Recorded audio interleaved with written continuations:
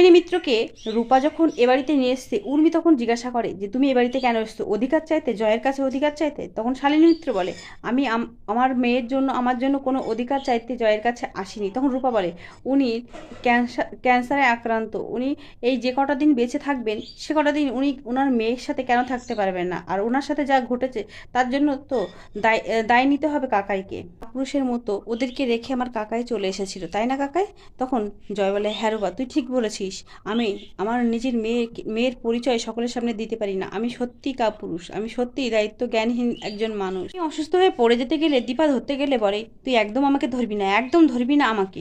তোর মেয়ের জন্যই আমার জীবনটা নষ্ট হয়ে গেল, তোর মেয়ের জন্যই। ছোটবেলা আমাকে পুড়িয়ে মারতে চেয়েছিল, এই পোড়া দাগ, জয় এই পোড়া দাগ থেকেই আমার থেকে দূরে থাকতে চেয়েছিল। ও ভালোবাসা পেতে চেয়েছিল অন্য কারোর কাছে, আমাকে ও পছন্দ করতো না শুধুমাত্র আমার এই পোড়া দাগের জন্য। দিদি, তোর মেয়ে আমার জীবনটা এইভাবে নষ্ট করে দিল।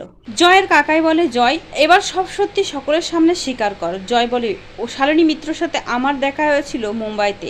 আমার মা ওকে স্কলারশিপের টাকা দিয়ে পড়তে পাঠিয়েছিল, আর ও আমার সাথে যখনই দেখা হতো আমার মায়ের কথাই বলতো। আমার মায়ের কথা বলাতেই ওর সাথে আমার ভালো বন্ধুত্ব হয়ে যায়। আস্তে আস্তে আমি একটা বিজনেস মিটিংয়ে ওর সাথে একবার লন্ডনে গিয়েছিলাম। সেখানে গিয়ে আমি একটু অসুস্থ হলে ও আমার রুমের মধ্যে দিয়ে আসতে গিয়েছিল।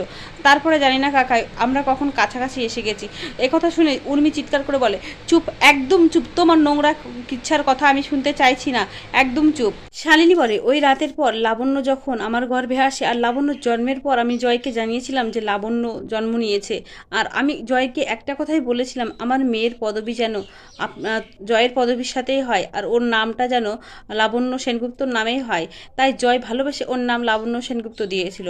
ওদিকে প্রবীর সেনগুপ্ত বলে জয়, তাহলে দীপার এতগুলো টাকা তুই ওকে দিয়েছিলিস? তখন শালিনী মিত্র বলে না, আমি জয়ের কাছ থেকে একটা টাকাও নিইনি, কোনোদিন নেবও না। তখন জয়কে প্রবীর সেনগুপ্ত বলে তাহলে তুই টাকাগুলো কী করেছিস? তখন জয় বলে শালিনী, তোমার মামা আমাকে ফোন করে ব্ল্যাকমেল করতো যে আমি টাকা যদি না দিই তাহলে উনি আমার পরিবারের কাছে এসে তোমার আর আমার কথা জানিয়ে দেবে, আমাদের যে একটা মেয়ে আছে সেই কথাটা সবার সামনে জানিয়ে দেবে। এই জন্য ভয়ে আমি বাধ্য হয়ে ওনাকে টাকাগুলো দিয়েছি। উর্মি পাগলের মতো হাসতে হাসতে বলে বাহ জয় বাহ, আমি এখন সবটা বুঝতে পারছি। তুমি আমার থেকে দূরে দূরে থাকতে, আমার এই পোড়া চেহারা দেখে তুমি ভয় পেতে, তুমি আমার কাছে আসতে না, তুমি আমার সাথে ঠিকমতো কথা বলতে না এই মেয়েটার প্রেমে পড়ে, তাই না? এই মেয়েটার সাথে সংসার পেতেছিলে তুমি। শালিনী মিত্র উর্মিকে বলে উর্মি দিদি, আমার হয়তো আর বেশি দিন হাতে সময় নেই, আমি বেশি দিন বাঁচবো না, তাই আমার ওই ছোট্ট মেয়েটাকে তুমি যদি দেখে রাখো খুব ভালো হতো।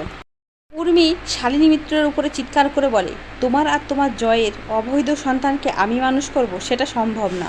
জয় সকলের সামনে বলে সবটা যখন সবাই জেনেই গিয়েছে তখন আমি এখন থেকে আমার মেয়ের দায়িত্ব আমি নিজেই নেব, আমি আর কাউকে ভয় করি না। উর্মি বলে হ্যাঁ তা তো করবে না, তুমি তো নির্লজ্জ, তোমার তো লজ্জা শরম ঘেন্না ভয় আর কিছু নেই, তোমাকে খুব তাড়াতাড়ি আমি ডিভোর্স দেবো। তারপর দেখা যায় উর্মি রূপার সামনাসামনি এসে দাঁড়ায় আর রূপাকে সামনাসামনি বলে যায় যে আমার জীবনটা শেষ হয়েছে তোর জন্য, তাই তোর জীবনটা আমি কোনোদিন সুখী হতে দেব না, কোনোদিন তুই সুখের মুখ দেখতে পাবি না। আমি যেভাবে কষ্ট পাবো ঠিক তোকেও সেইভাবে কষ্ট পেতে হবে। আমার এই পোড়া দাগ দেখে তোরা সবাই আমাকে দেখে ভয় পাস, তোর কাকাই এই পোড়া দাগ থেকে পালাতে শালিনী মিত্রের হাত ধরলো, আর তোরা সুখে থাকবি, আমি সেটা হতে দেব না। রত্নাদেবী বলে কিছুতেই না, আমার মেয়ের সংসার ভাঙলি তুই। শালিনী মিত্র সেনগুপ্ত পরিবারের কাছে একটাই আবেদন জানায়, একটাই অনুরোধ জানায় যে তার মেয়ে, ছোট্ট মেয়ে শালিনী, সে তো একা হয়ে যাবে, তাই তার হাত যেন কেউ ছাড়ে না, তাকে যেন সকলে দেখে রাখে, সে খুব ভালো মেয়ে। শালিনী বলে আমার ওই ছোট্ট মেয়েটি সত্যিই খুব ভালো, খুব মিষ্টি, ওকে সবাই একটু দেখে রেখো প্লিজ, আমি তো থাকবো না। তখন রূপা বলে তুমি চিন্তা করো না শালিনী আন্টি, আমরা আছি, আমরা সকলে ওকে দেখে রাখবো।